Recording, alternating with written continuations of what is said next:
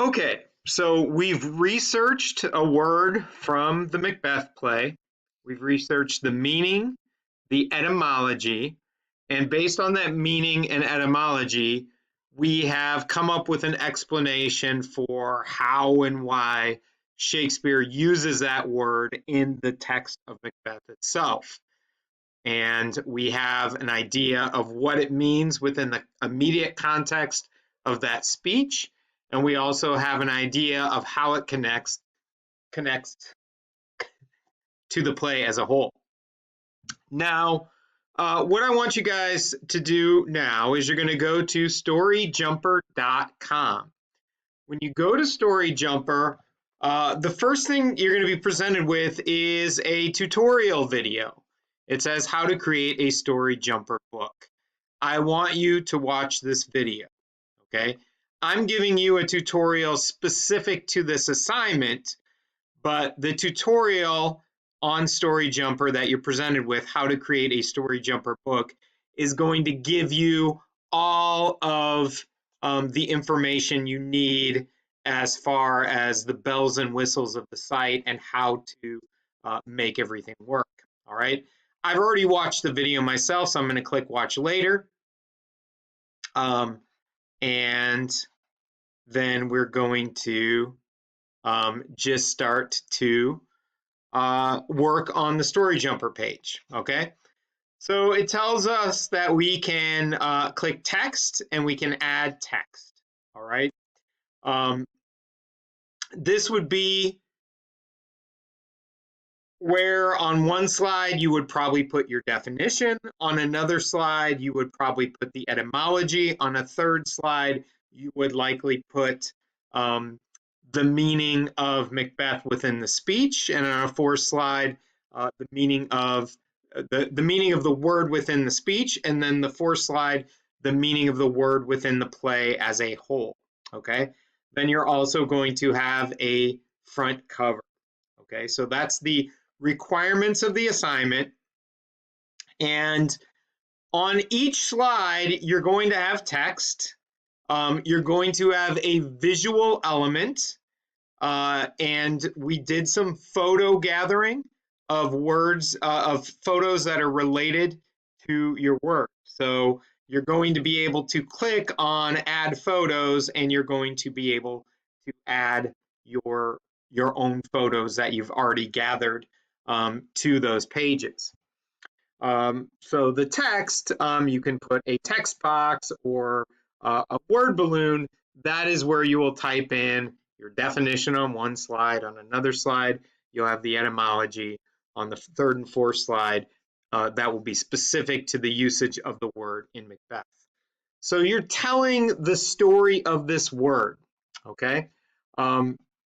If you need to go back, you can go back to TED Ed and look at the mysteries of vernacular videos, okay? They're an example of how you can kind of script a video that is about the meaning of a specific word. So we watched those in class. If you need to be reminded, go back and look at those. Before you do any recording on Storyjumper, you need to actually have a script. You need to have written out what you're going to say on each slide or storyboard, however you want to look at this, okay? So you don't want to be fumbling over your words when you get to this voice part, okay? And when you click record, you want to have your script in front of you, ready to go, so that this is a professional level product, all right? Again, you can go back and look at those TED Ed videos. You want your video to sound like their videos in terms of the level of polish and preparation and knowing what you're going to say. All right. So again, each page or box that you create something on, you are going to have a visual element. You can create that visual element using props and scenes on this page. You can use the visual element adding photos. And then you're going to have text, okay? You're going to have information about your word. You don't want to overwhelm the viewer with too much. You want to keep it relatively simple, because remember, you're going to be able to elaborate on the text with your recorded voice, with your script, okay? Now, you're going to have 4 slides on the Storyjumper, not counting your title slide. So again, you're going to have a here's what the word means. You're going to have the part of speech, pronunciation, all the basics of the word. Second slide is going to be the etymology, the history of the word.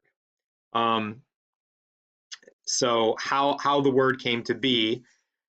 And then you're going to have in Macbeth, in its original speech, what this word means in that context, and then how the word fits into the bigger picture of the play.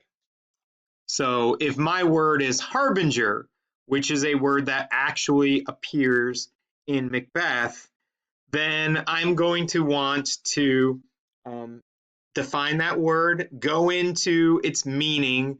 Harbinger originally was someone who would like go in advance of an army and like go into the forest, go ahead and kind of see what lay ahead so they could warn others. And but in Macbeth, a harbinger is just a sign. It's a sign of what comes next. So I would go specifically look at the speech, give the original quote that word appears in, and then I'm going to go into how it fits in the larger play.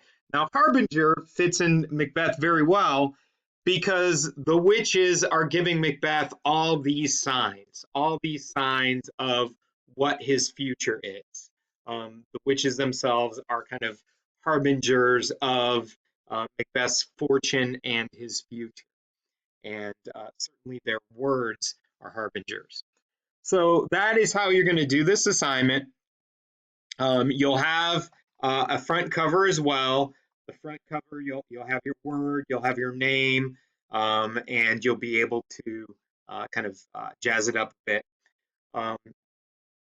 And when you are all done, when you've got your cover and your slides, you're going to click save and exit, and you're going to have an opportunity to read the book. Now, if you read the book and you realize, oh, there was a lot of background noise when I recorded that page, that page of the book, you can go back and re-record. If you realize, oh, I misspelled a word as you read the book, you have the ability to edit and go back and fix those things. So it's not truly a final product until you are happy with what you've done.